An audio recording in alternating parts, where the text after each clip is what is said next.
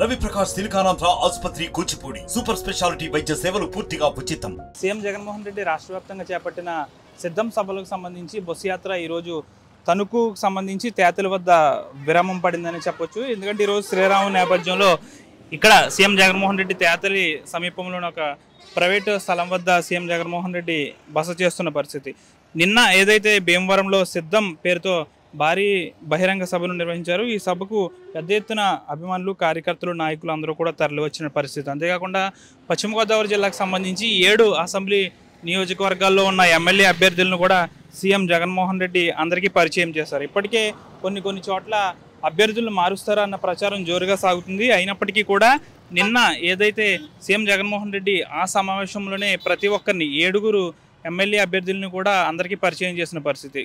కొన్ని రోజుల నుంచి కూడా ఉండి సీటు ఏదైతే ఉందో పివిఎల్ నరసింహారాజుకు సంబంధించి స్థానాన్ని ఆయనకు ఉండదు, వేరే ఆచంట నుంచి ఎమ్మెల్యే అభ్యర్థిగా ఉన్న చెరుకువాడ శ్రీరంగనాథరాజు ఇక్కడికి వస్తారంటూ కూడా జోరుగా ప్రచారం కొనసాగింది. దీంతో నిన్న సీఎం జగన్మోహన్ రెడ్డి 7 ఎమ్మెల్యే అభ్యర్థులను కూడా ఒక్కసారిగా అందరికీ పరిచయం చేయడంతో దాదాపుగా కూడా అన్ని సీట్లు కూడా కన్ఫర్మ్ అయినట్టే భావించాలి. పూర్తిగా కూడా 100కి 100% అన్ని స్థానాలు కూడా కన్ఫర్మ్ అయినట్టే, ఎక్కడ కూడా మార్పులు అనేవి లేవు. 7 నియోజకవర్గాల అభ్యర్థులను కూడా సీఎం జగన్మోహన్ రెడ్డి ఆయా నియోజకవర్గాల కార్యకర్తలకు కూడా పరిచయం చేసిన పరిస్థితి. విజయవాడలో గత కొన్ని రోజుల క్రితం సీఎం జగన్మోహన్ రెడ్డిపై జరిగిన దాడి నేపథ్యంలో ఈరోజు పటిష్ట బందోబస్తును ఏర్పాటు చేస్తారు. మనం విజువల్స్లో క్లారిటీగా చూసుకోవచ్చు. ఎవరిని కూడా లోపలికి అనుమతి చేయని పరిస్థితి.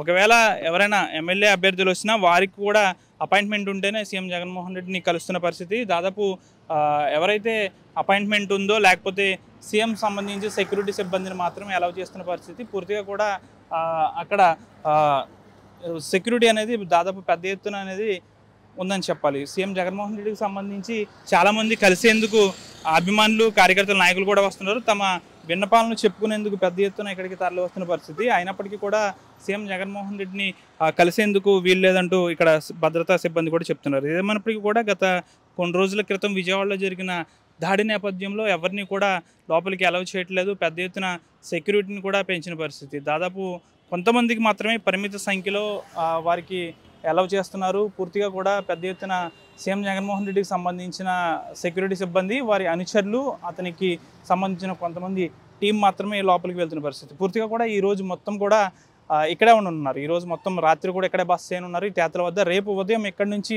అంబేద్కర్ కోనసీమ జిల్లా రావులపాలెం మీదుగా అటు రాజమండ్రి కూడా సీఎం జగన్మోహన్ రెడ్డి సిద్ధం సభలకు సంబంధించి బస్సు యాత్ర అనేది కొనసాగుతుంది. వీడియో జనశేఖర్తో మన జాతీయ తణుకు నుంచి. మరిన్ని వీడియోస్ కోసం ఛానల్ ని సబ్స్క్రైబ్ చేయండి. లేటెస్ట్ అప్డేట్స్ కోసం వాట్సాప్ ఛానల్ ని ఫాలో చేయండి.